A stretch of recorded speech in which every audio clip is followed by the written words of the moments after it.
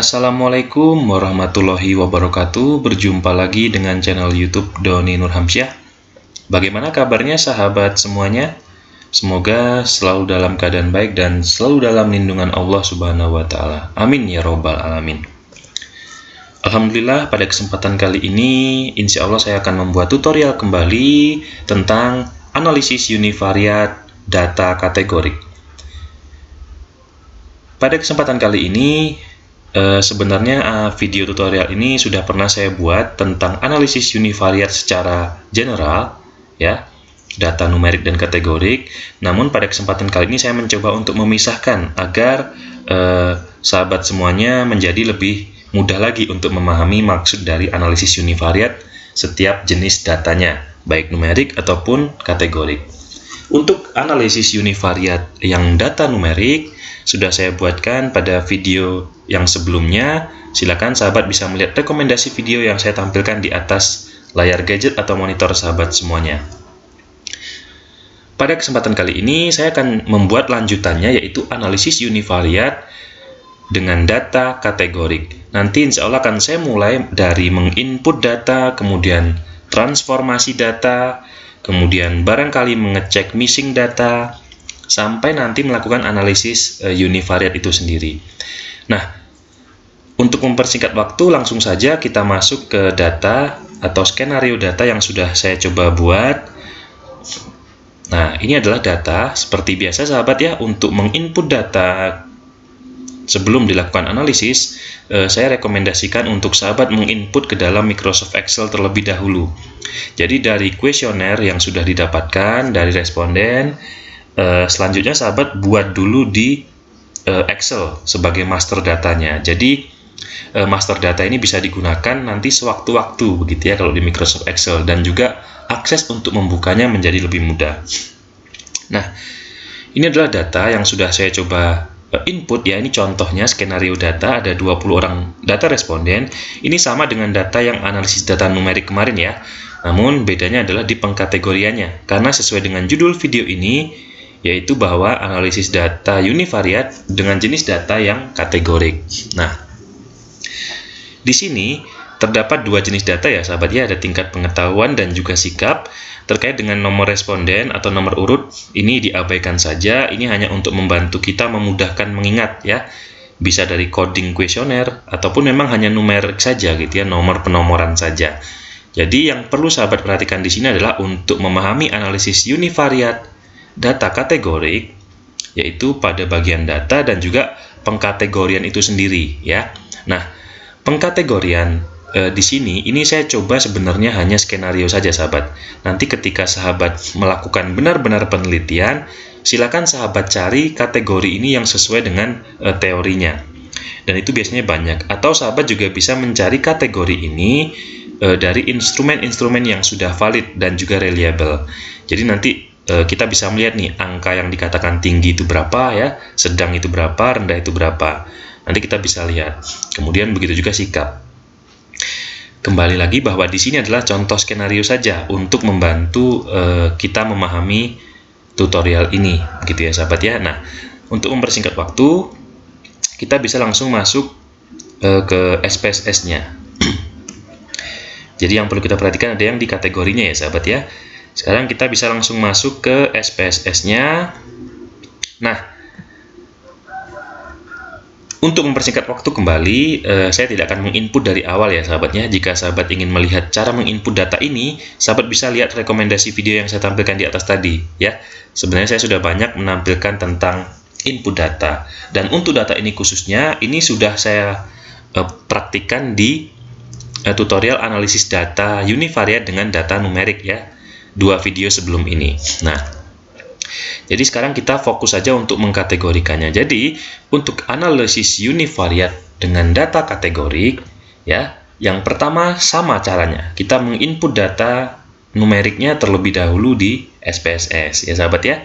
Kita input seperti ini, tentunya menggunakan fasilitas variable view ya.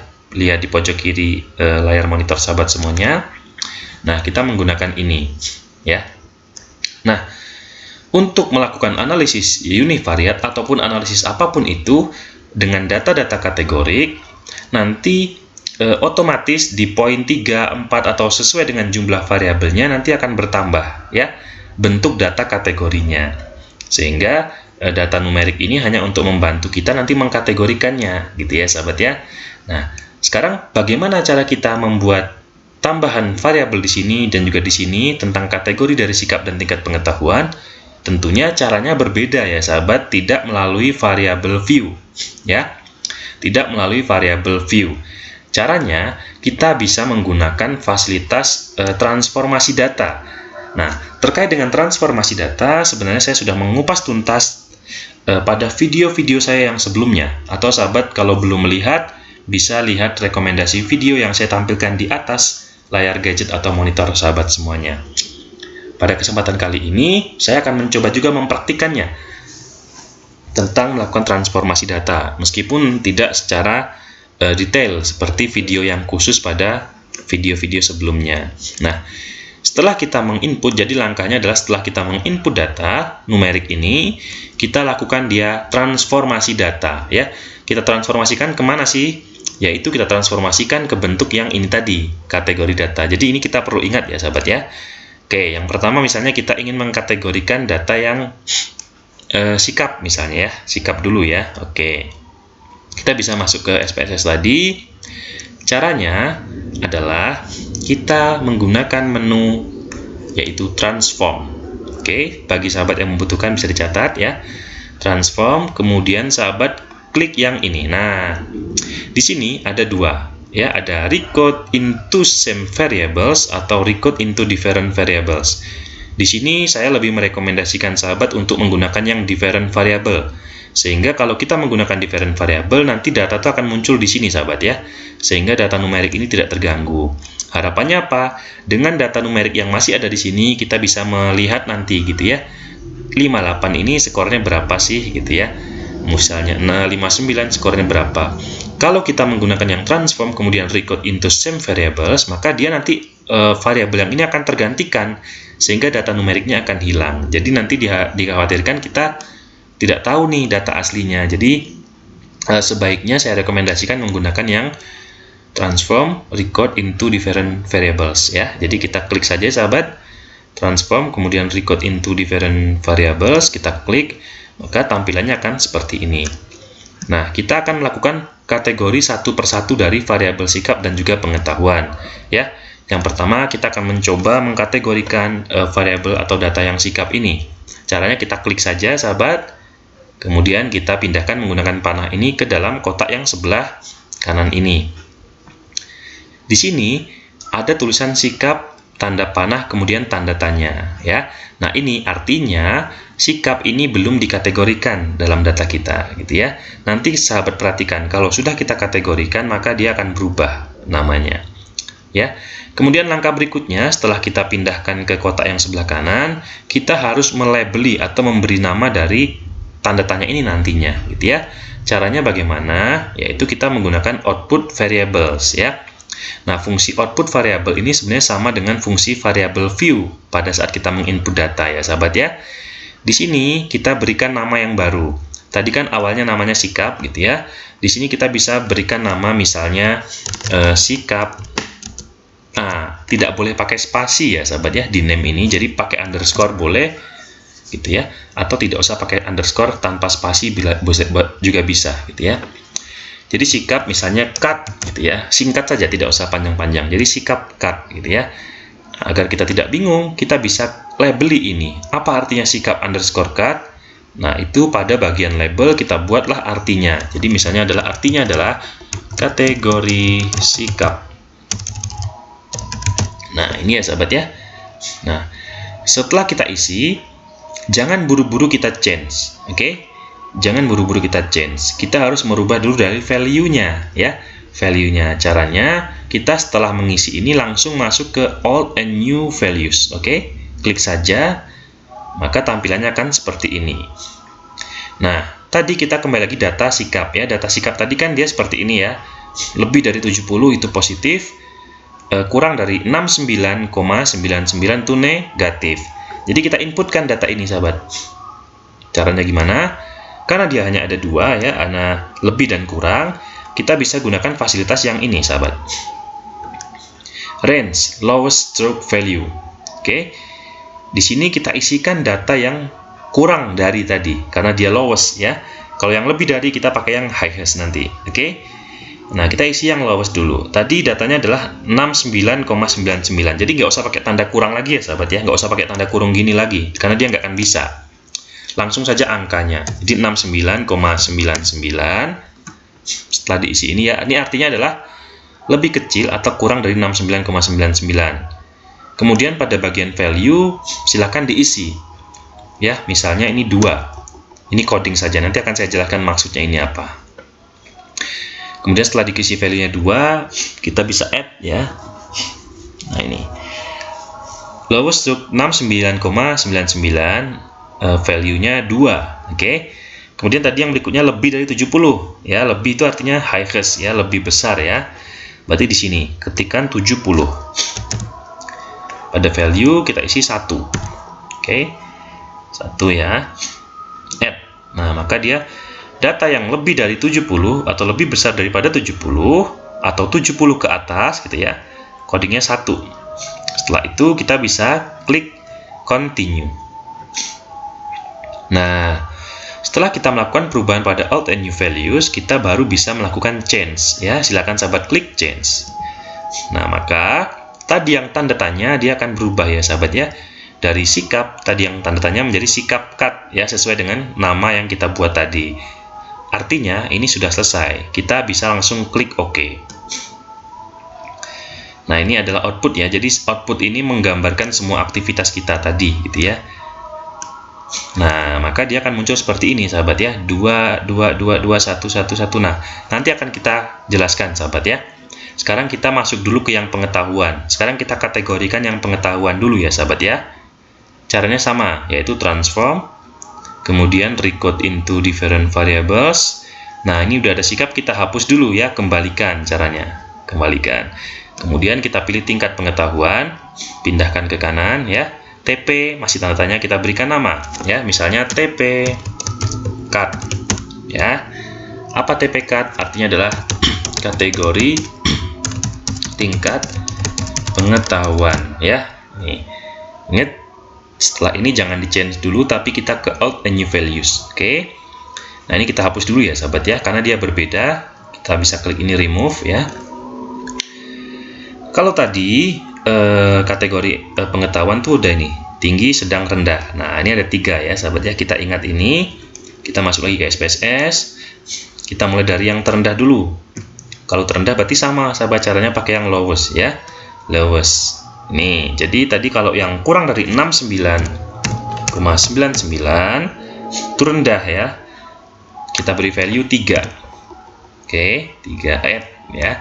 Setelah itu data yang kedua adalah yang sedang, itu tadi 70 sampai 79,99. Nah, ini pakai sampai. Artinya kita bisa gunakan yang range ya. Range. Jadi masukkan datanya. 70 sampainya di sini ya. 79,99. Kita berikan value dia 2. Oke, add. Kemudian data yang tinggi itu lebih atau sama dengan 80. Berarti kita pakai yang ini, highest ya. Klik highest, kemudian kita masukkan 80.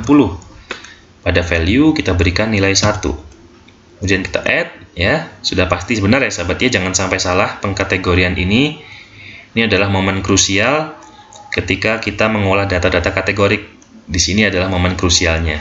Kalau salah, maka analisis ke belakangnya pasti nanti dipastikan salah, gitu ya, sahabat ya. Sehingga kalau kita pertama kali baru menggunakan fasilitas ini, alangkah baiknya lakukan recheck kembali, gitu ya. Oke, di sini sudah benar, kita bisa klik continue. Kemudian jangan lupa di change dulu. Oke, nah, maka dia akan berubah tanda tanya menjadi TP cut sesuai dengan nama yang kita buat tadi. Setelah itu kita bisa klik OK. Nah, ini output ya. Ingat sahabat-sahabat, ini adalah rekaman kegiatan kita. Oke, minimize. Nah, di sini adalah muncul angka 2, 3, 1 gitu ya. Nah, ini sebenarnya kita bisa artikan, tapi kalau kita mengartikan kan bingung, 2 tadi apa ya? Rendah apa tinggi apa sedang gitu ya. Nah, caranya kita bisa berikan dia kategorikannya, pengkategoriannya. Caranya kita gunakan masuk ke pojok kiri bawah sahabat, kita pilih variable view. Oke. Nah, ini yang saya bilang tadi, kalau kita menggunakan recruit into different variables, maka dia datanya akan muncul di nomor 3 dan 4 ya, sesuai dengan jumlahnya. Sehingga data aslinya tidak mengganggu ya. Di sini yang perlu kita ubah adalah di bagian yang value, sahabat ya. Value-nya kan masih non. Karena dia data kategorik, maka kita harus memberikan value-nya. Caranya, kita klik ini yang sikap dulu ya. Kita klik yang titik 3 ini. Nah, inilah fungsi value tadi. Ada 1, 2, 3 tadi, inilah fungsinya ya. Jadi kita harus ingat. Kalau di sikap tadi, 1, value 1 labelnya adalah positif ya. Kita berikan labelnya. Kita add. Kalau value 2 di sikap tadi adalah negatif. Kita add. Kita oke ya sahabat ya. Nah, desimal kita bisa hilangkan saja karena tidak membutuhkan data desimal gitu ya. Di sini 0 ya. Nah, setelah itu kita coba bisa buktikan apakah berubah datanya. Kita coba masuk ke data view. Pojok kiri bawah sahabat ya, kliknya. Nah, udah nggak ada desimalnya, tapi kok dia belum jadi itu ya, positif negatif ya. Caranya gimana untuk memunculkan kategorinya positif negatif? Nah, gunakan fasilitas ini sahabat, 1A ini ya, kita klik saja. Nah, maka dia akan muncul datanya. Jadi ini kita bisa lihat bahwa sikap yang skor 58 itu artinya negatif gitu ya. Sikap yang skornya 73 artinya positif. Lakukan hal yang sama kepada kategori tingkat pengetahuan. Masuk ke variable view, kemudian ini ya, kita hilangkan desimalnya dulu, nolkan saja. Kemudian pada bagian value kita rubah ya sahabat ya. Value-nya tadi ingat ya, tadi value 1 itu tingkat pengetahuan tinggi, artinya labelnya. Value 2 itu artinya sedang ya. Value 3 artinya adalah rendah. Oke. Add, kemudian kita oke. Oke, sebelum saya melihat ke data view, saya ingin menjelaskan kepada sahabat terkait dengan measure. Kemarin saya jelaskan pada video analisis data univariate dengan data numerik ya. Kita harus merubah ke scale. Nah, di sini tadi saya tidak merubah dia ke scale ataupun ordinal ataupun nominal. Tapi SPSS langsung merubah otomatis. Yaitu yang saya bilang kemarin bahwa di sini ini SPSS bisa melakukan perubahan secara otomatis ya, nominal datanya, sehingga tidak perlu kita rubah lagi. Setelah kita berikan value, kita bisa masuk ke data view. Pojok kiri bawah, sahabat perhatikan data view. Nah, dia sudah otomatis terkategori seperti ini. Ya, sahabat ya. Sudah otomatis terkategori seperti ini. Kalau belum muncul, pencet yang ini. 1 dan A ini ya. Nah, di sini saya juga merekomendasikan sebenarnya agar tidak bingung karena dia lompat-lompat sikapnya di sini kemudian di sini, kita bisa geser sahabat. Sikapnya kita pindahkan di sini ya, sehingga dia bisa berurutan. Caranya bagaimana? Kita bisa masuk ke variable view. Pada bagian sikap kita bisa klik dan drag ya ke sini. Nah, kita coba lihat ke data view. Nah, gini ya sahabat ya. Oke, mungkin untuk ratanya saya buat sama biar tidak bingung. Kita buat rata kiri semua ya, biar sama gitu ya. Kita lihat. Nah, gini ya sahabat ya. Jadi biar nggak bingung, datanya beriringan. Sikap numerik, sikap kategorik, tingkat pengetahuan numerik, tingkat pengetahuan kategorik.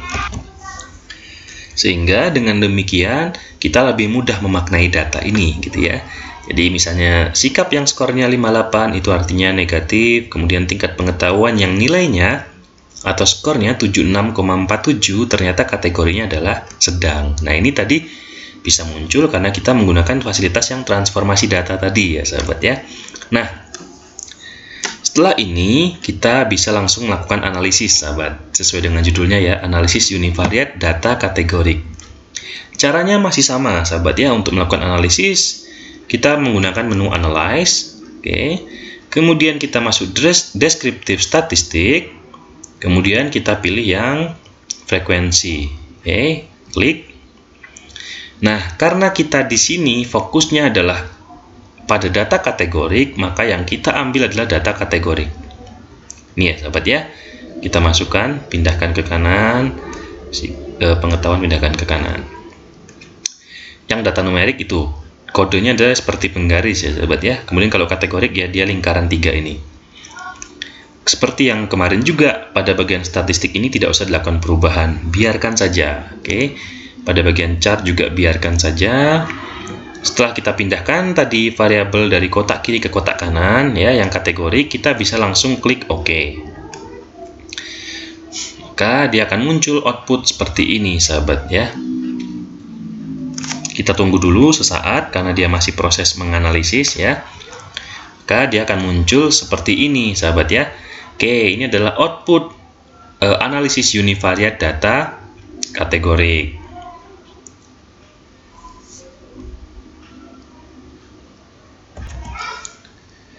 Seperti biasa yang saya sampaikan dalam tutorial SPSS, untuk membaca output SPSS kita harus mulai dulu dari statistik yang ini. Ya, kita untuk mengecek apakah benar-benar tidak ada data yang missing gitu ya sahabat ya. Kita cek di sini ya, N adalah jumlahnya responden, yang valid ternyata 20 untuk sikapnya. Pengetahuan juga 20, artinya semua data tidak ada yang missing. Kita buktikan dengan missing ya, 0. Ya, karena tadi responden kita jumlahnya 20. Sehingga setelah ini dipastikan sesuai, kita bisa lanjut memaknai tabel-tabel yang di bawahnya. Nah, ini adalah tabel frekuensi tabelnya ya sahabat ya. Ini data sangat berguna sekali untuk membahas gitu ya, untuk pembahasan di bab 4 karya ilmiah kita. Jadi ini adalah kategori sikapnya. Ternyata setelah kita lakukan analisis dari 20 orang responden yang sikapnya positif terdapat sebanyak 1 orang ya, atau kalau dalam persen yaitu 5%. Kemudian sedangkan sikap yang negatif ada 19 orang atau 95% ya. Totalnya adalah 20 sesuai ya sahabat ya. Kemudian persennya 100% sesuai. Kemudian yang tingkat pengetahuan ternyata setelah dilakukan analisis dari 20 orang responden terdapat kategori tingkat pengetahuan yang tinggi sebanyak 6 orang atau 30%.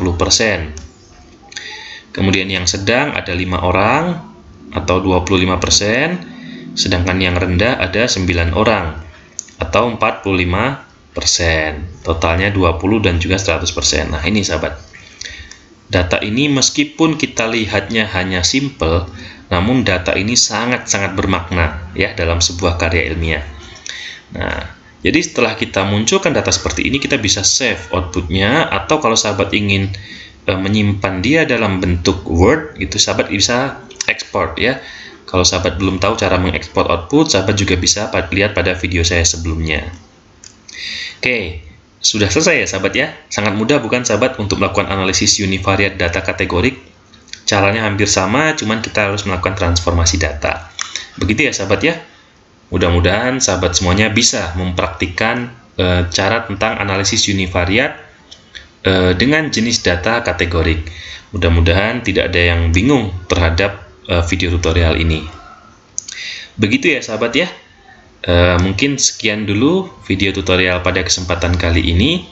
Mudah-mudahan bisa dipahami dan mudah-mudahan bisa membantu kita semuanya. Kembali lagi sebelum saya akhiri, saya mendoakan kepada sahabat semuanya yang saat ini sedang berjuang mengerjakan karya akhir ilmiahnya, baik skripsi, tesis ataupun disertasi.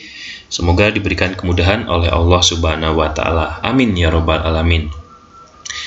Dan juga saya ingin menghaturkan terima kasih yang sebesar-besarnya kepada sahabat semuanya yang sudah setia menonton video-video pada channel YouTube Doni Nurhamsyah, yang sudah subscribe, like, komen, dan juga share. Mudah-mudahan video tutorial yang sederhana ini bisa membantu kita semuanya. Sekian sahabat, kurang lebihnya mohon maaf. Saya akhiri dengan wabillahi taufiq wal hidayah. Wassalamualaikum warahmatullahi wabarakatuh.